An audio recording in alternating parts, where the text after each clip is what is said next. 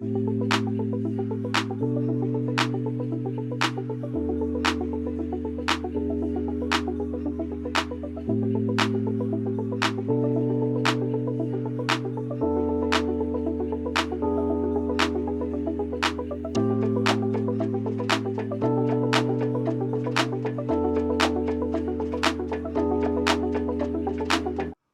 up, YouTube? It's your boy JB, and I'm here tonight with the review.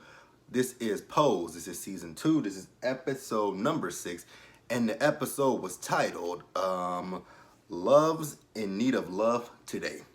So, you guys, without further ado, let's go ahead and just jump right into the episode review and the video. That was a lot, right? But you know what I mean. All right, you guys. So we start up at the ball. The category is Back to the Future. I think Pratel said bring it like it's 2015. I'm thinking he was doing a play on Back to the Future. I've watched that movie maybe once or twice in my lifetime. You know, I know people love it so much. But me personally, I don't get the whole hype behind Back to the Future. And that's just me. But, I mean, people love it. I'm not a big fan of it, but, you know, it is what it is. But, you know, looking at the one guy, he was dressed like a robot. The other one, he just, you know, Pray Tell was joking with him about how he looked like, MC Hammer. It was just funny looking at, in the 90s, you know, especially like, because I was born in 89, 30 years old. I was born in 89, but then as I got older and we got like closer toward the 2000, getting closer to 2000, it was just so funny looking on television and, you know, looking at the Jetsons, you know, what other shows were there around? Like on The Simpsons when they would do futuristic episodes. It's just so funny. And even in the movies, you know, it was looking at the movies, like I was just talking to one of my friends last weekend about Jason X and that how fucking stupid that movie was.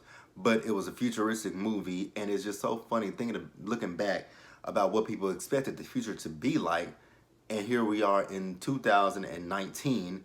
Some of the stuff that we, you know, were predicting has happened. You know, we do have, you know, like with the iPads, the iPhones, everything where you can, you know, FaceTime people. I think the only thing that we don't have yet that people speculated about, we don't have robots. Well, technically we do have robots. They're just not the ones that walk around.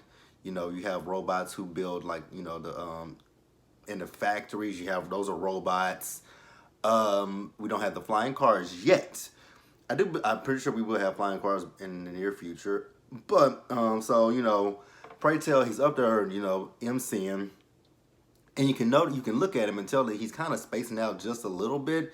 So then he gets ready to, you know, talk about the AIDS cabaret that he was, you know, that he's planning.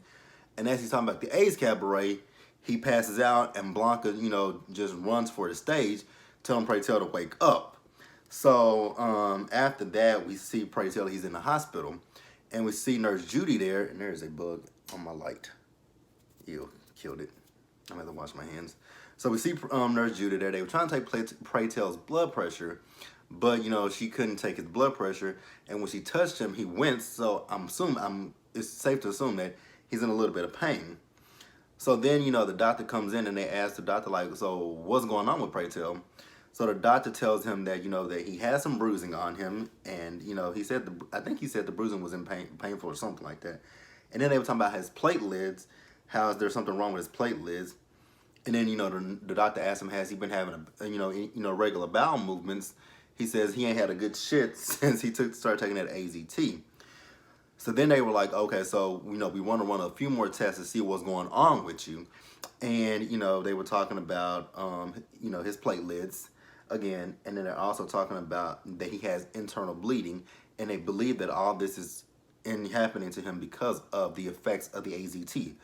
Which, again, I don't really know a whole lot about AZT because, again, in 1990, I was only 1 year old, so unfortunately, I don't know a lot about AZT. You know what, I actually do want to research AZT, so I'm going to do that in my spare time this week before I go back to work next week. Oh, God, don't want to go back to work. So, yeah.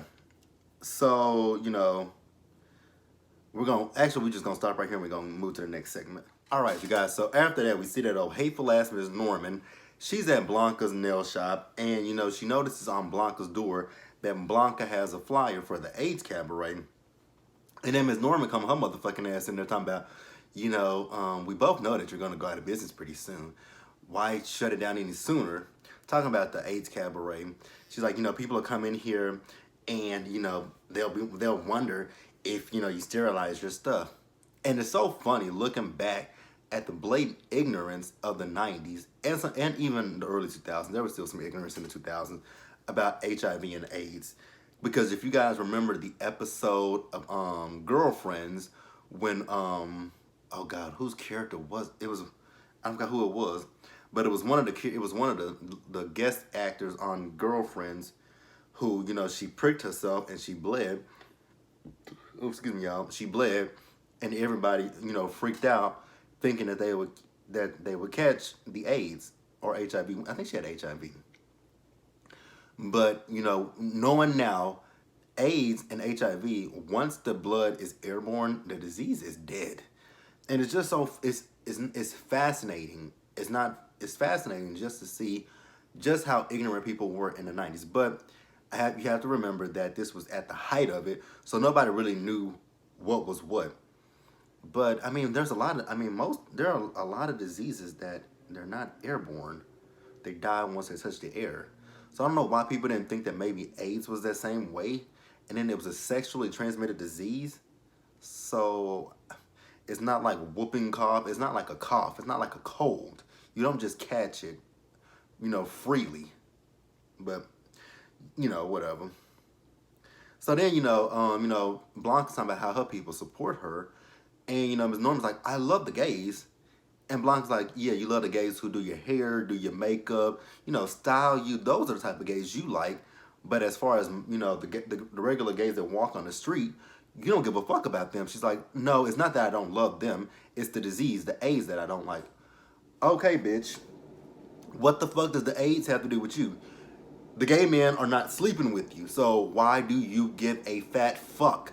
They're not fucking you. So what do you care? Oh, that's right. Her husband was fucking the doorman. Boo-hoo. I don't give a fuck. I can see why her husband was fucking a doorman. She's a bitch. A complete bitch.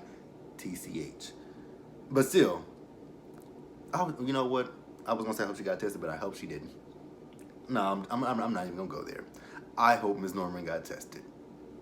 Con. Ugh.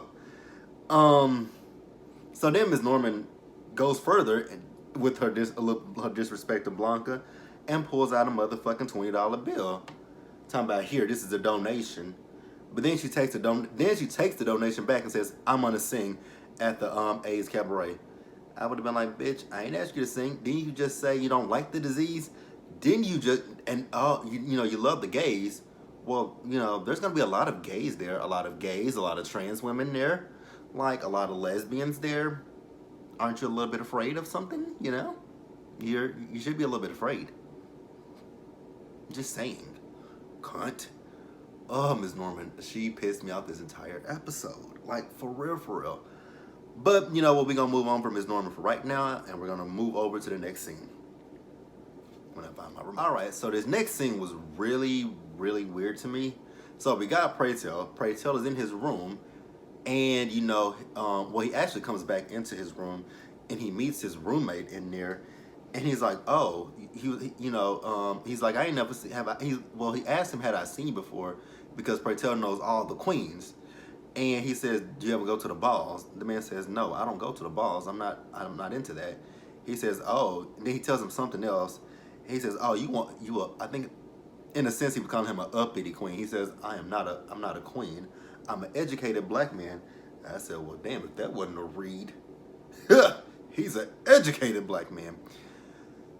And I thought something, but I didn't, I was thinking when he said he's an educated black man, now when he said that, I know it was a read, but at the same time, I'm thinking to myself, and it's almost as if he was looking down on Pray Tell, but I'm thinking to myself, how are you going to look down on him when you two are in the same fucking boat? You did something careless and stupid and got yourself in the position that you are in right now. you have HIV, or well, at this point, he has full blown AIDS. So obviously, yes, you're a college educated man, but you're a college educated man, and I'm not judging him. You made a mistake, but you can't pass judgment because from like it just seemed like he was passing judgment on Pray Tell. That's when he said, "I'm a college educated black man." I mean, kudos to you for being a college. Kudos to you for that. I'm a college educated black man as well, but I'm a little bit, we think you got to think smarter. And just because you have a college education doesn't mean shit in this. It doesn't mean that you're better than the next person. And that's what I've had to teach. Well, I've never thought that I was better than anybody. But when once I got my degree, I told myself I didn't want to do a job that I felt was, and I'm not gonna say below me, so to speak, because I have a lot of friends who don't have college educations, and I don't think anything less of them. College is not for everybody, but I just don't want to go back down to where I was when I was in high school. And I guess that's what I guess that's what it is for me. I don't want to have a low level job, which technically my job ain't the best right about now that I got. But it's a job, it pays the bills. I just got to get myself in a better position to get myself into grad school. This is gonna be a trying time for me right about now. But back to the show. I didn't mean to get off on myself. So then later, Pray Tell hears the man coughing. I'm thinking to myself like those coughs sound a little too hard. And then Pray Tell, moves the curtain, and there's the man over there just choking, dying. I'm like, yep, I knew that man was, because you could just listen to it, because it wasn't like he was hacking. It was like he was choking, which he was, and it looked like he may have threw up a little bit. I'm like, ugh. So then, the nurses come in there to try to, resuscitate him. But as they get in there, the man flatlines, and then Pray Tell is over there. He is having a fit. So then one of the nurses, stick him with a sedative, and he passes out. And this is where things got to be a little bit confusing for me, because I don't know if the drugs took him, made him hallucinate or what. Because he then woke up, and when he woke up, I thought, okay, he's gonna see that his roommate is dead. But no, he hears Candy's voice, and he got a call from Candy talking about, hurry up and die, bitch, so you can join me in hell. So then, he moves the curtain, and there's Candy there. So then, Candy is just telling him about, what's going on for her. And, so she says she says she's in hell, but she calls it heaven because she's in heaven with people who are much like her. She said Liberace. She said Alvin Ailey. Who else did she say? She said some other big names, and I can't remember. But all these people, the one thing that they all have in common was the fact that they died of AIDS. And Pray Tell was like, wait a minute. You said you in a company of people like yourself. He said, wait, so you had AIDS? And she says, yes. Although, and she never really said how she got AIDS. I don't know. She said she was always safe when it came to her tricks. So if obviously you weren't always safe when it came to your tricks. Because the way that HIV and AIDS is passed is through, bodily fluids, semen and blood. So if you always wore a condom, well, if your Johns always wore a condom, did you use needles? Like that's a good question. How did you contract it? If you say you were always safe with condoms, like I said, we all know that it's passed through bodily fluids such as blood and semen, and also with the use of drug needles. So I just wonder. That was interesting to me. So I'm assuming maybe she slipped up once or twice. I don't know. That has got to be scary as shit to be a prostitute, be a person of the night, and have sex with people that you don't know. And then, most times they want to have sex without a condom. And I'd be like, fuck no.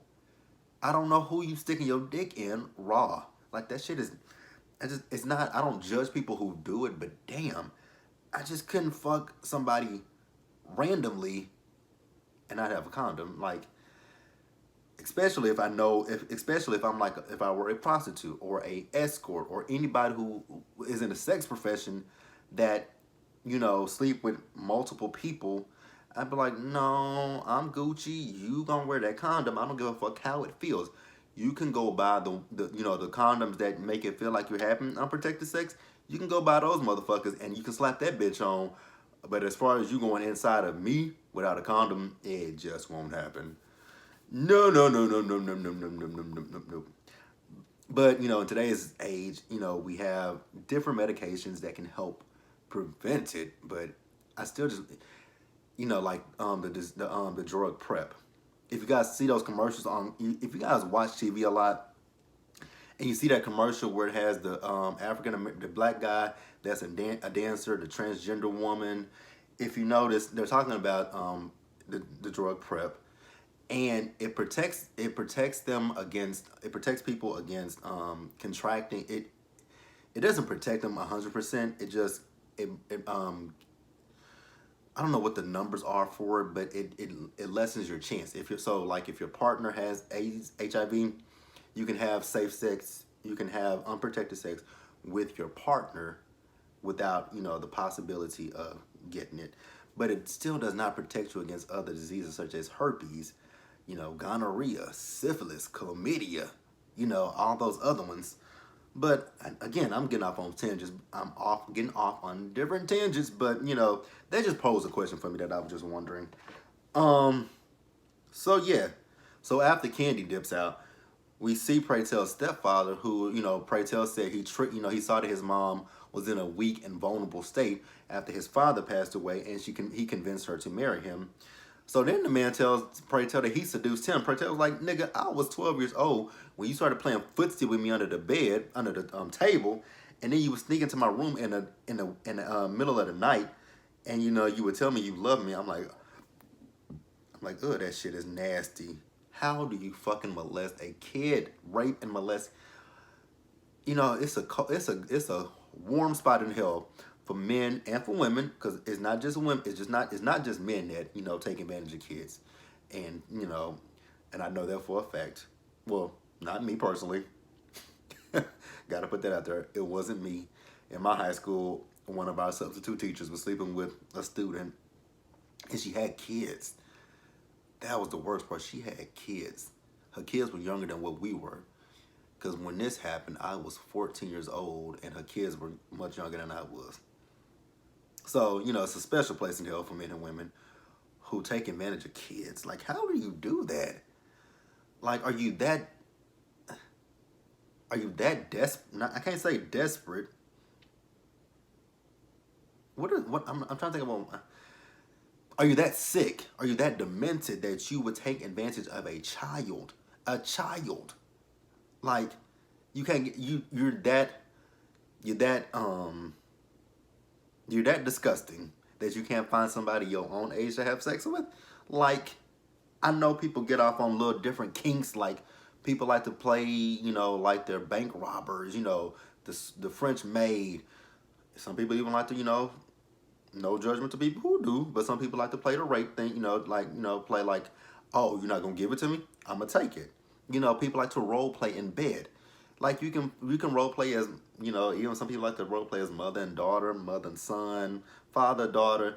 People like to role play, you know, no judgment, but you can't do that with somebody your own age. You can't role play with them. Like, I know it's not the same, but it's better than you sleeping with a fucking child. I just think that's disgusting as shit.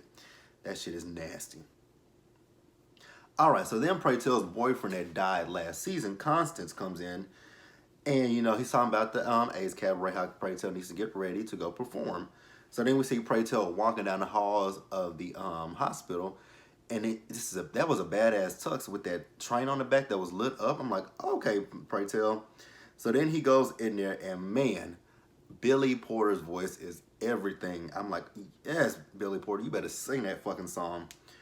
So, once he finishes the song, he comes to, and I'm like, and that's the thing, I'm confused. Was he in a trance or something? Like, were the drugs that powerful?